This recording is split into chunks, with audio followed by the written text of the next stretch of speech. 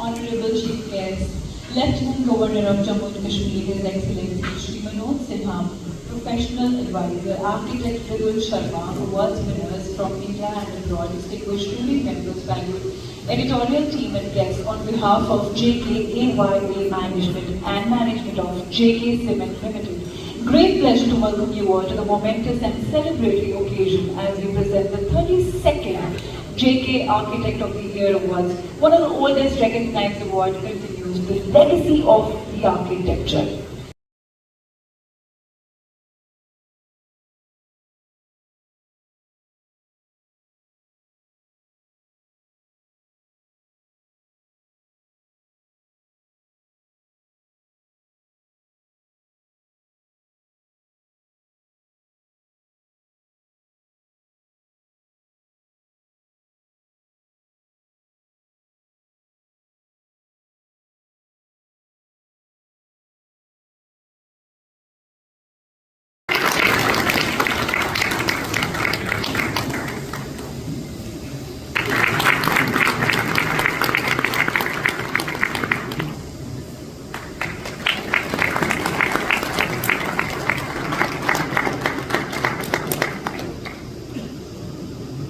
Congratulations.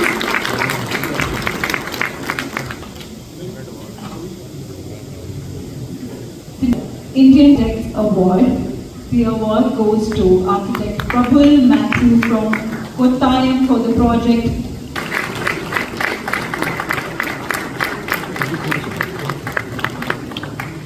Young Architects Award. And the award goes to Architect Virendra Waklu.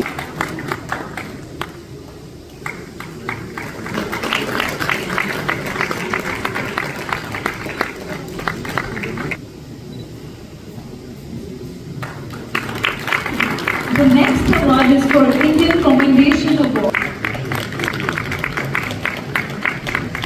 Now, second category, public building. The award, which is group housing, and the award is presented to architects category. Well, now, ladies and gentlemen, I would also like to inform you all.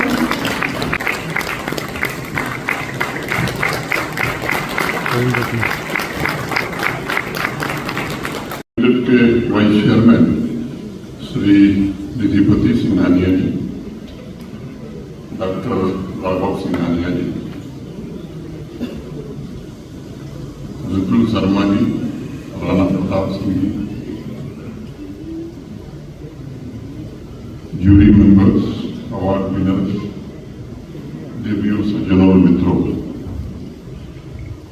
देश के इस सबसे प्रतिष्ठित architecture award function में आप सबके बीच उपस्थित होकर मुझे अत्यंत प्रसन्नता का अनुभव हो रहा है।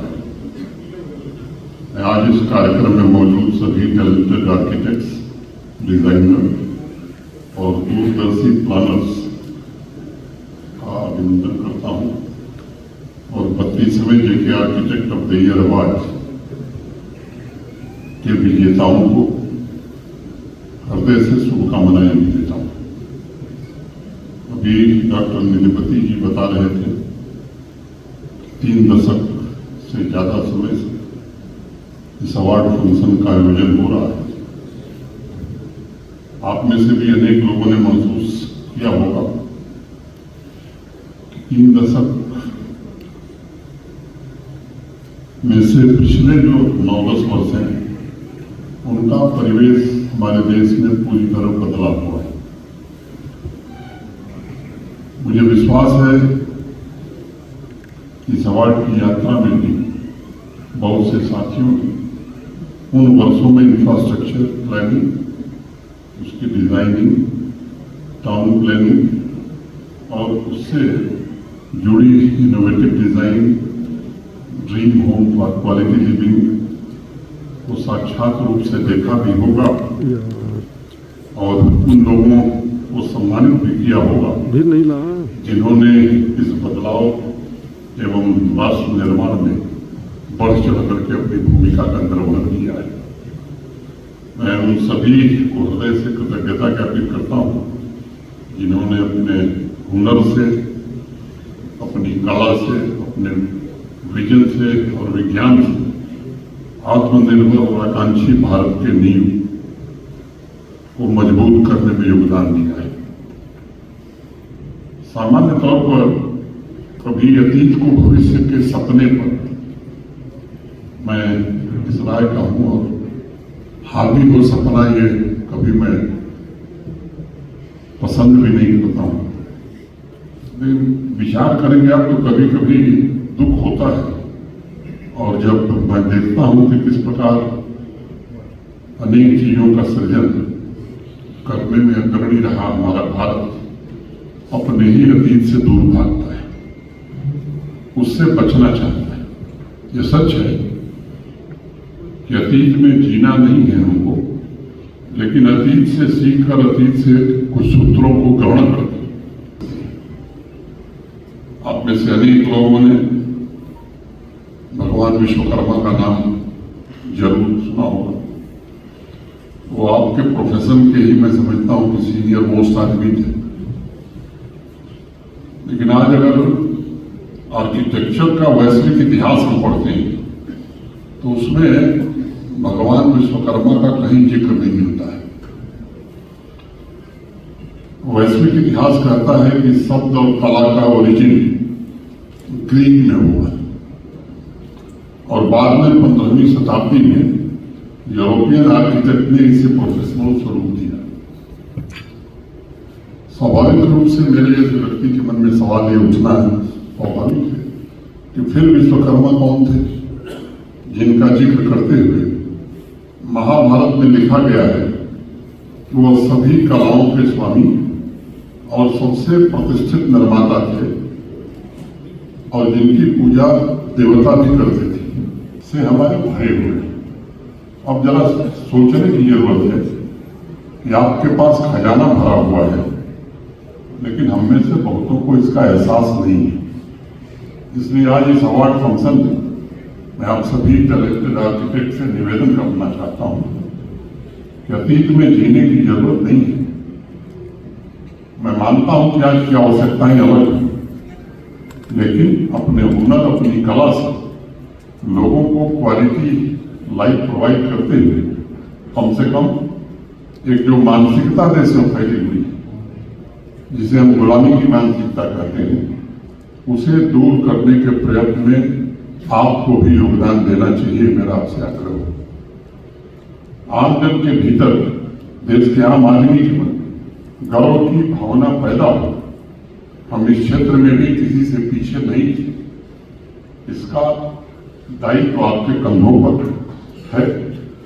इतिहास न लिखने की हमारी कमजोरी थी, जिसका फायदा अनेक लोगों ने उठाया, और आज हमें विश्वकर्मा को याद करने में भी, उनसे कारीगरों को जोड़ने में हजारों साल लग गए। कहावत है, मकान की नींव के बाद मजबूती के लिए दरवाजे के आर्क को देखिए, और इसलिए आर्किटेक्ट समाज का वह सशक्त स्तंभ है जिसके कंधों पर आम जनजीवन की आवश्यकता की पूर्ति से लेकर देश के विकास के लिए आवश्यक और बेहतर इंफ्रास्ट्रक्चर बनाने का दारोमदार है। प्राचीन ग्रंथों में ही एक आर्किटेक्ट की छोटी सी कहानी है।